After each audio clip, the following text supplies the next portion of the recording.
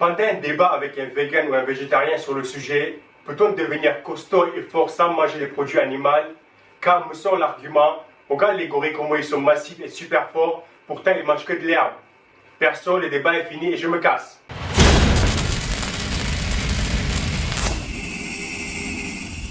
Donc si on réfléchit bien, comment ça se fait que certains animaux, dont les gorilles, ont autant de masse musculaire et sont beaucoup plus forts que les hommes en mangeant essentiellement que des fruits et légumes?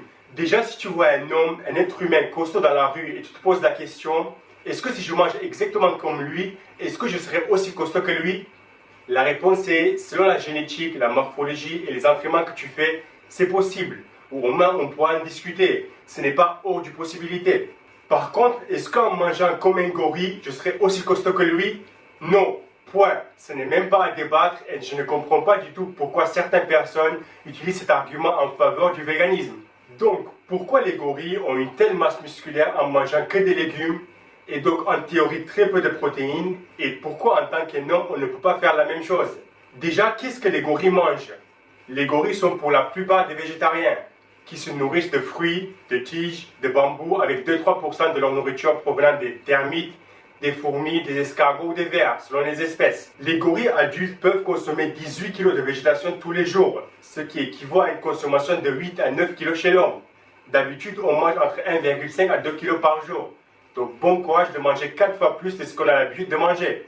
Mais imaginons que tu décides de manger autant de végétation. Sache que ça ne fera pas du bien, car les intestins des singes digèrent les aliments différemment des humains. Les gorilles ont des bactéries intestinales qui sont meilleures à la fois pour convertir la cellulose en énergie et pour synthétiser les acides aminés, qui surchargent toute cette masse musculaire. Leur système digestif entier ont évolué différemment des nôtres, pour qu'ils puissent manger des plantes de cette manière.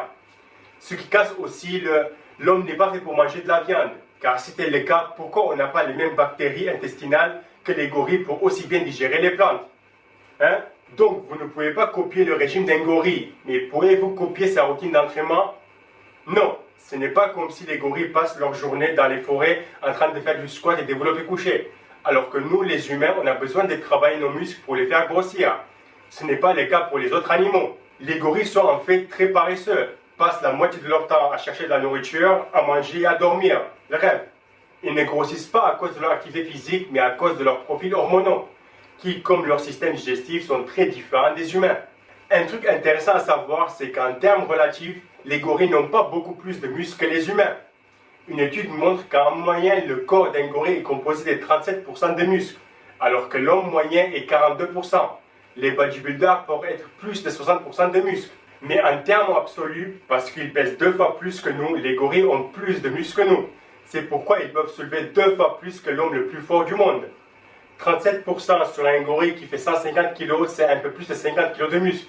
Tandis que 42% sur un homme de 80 kg, c'est presque 35 kg de muscle. Donc voilà, maintenant vous savez pourquoi les gorilles sans manger de la viande et sans entraînement sont aussi costauds et musclés. Merci et à la prochaine vidéo.